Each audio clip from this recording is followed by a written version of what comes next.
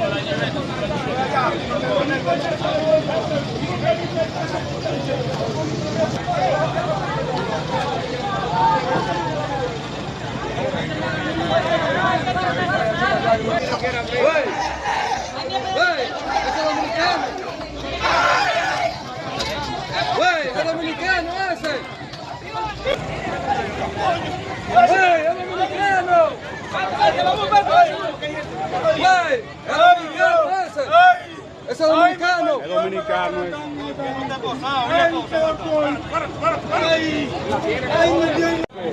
¡Es dominicano! ¿Sabe? Yo soy periodista, hermano. ¡Es periodista! ¡Es dominicano! Pero usted es quieto, padre. Es dominicano,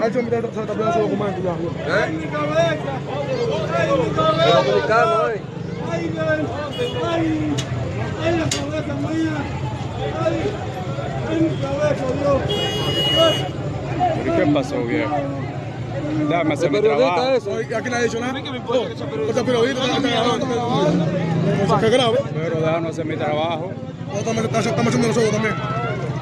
No es lo primero que le quieren gancho a uno. Y ven quejándose.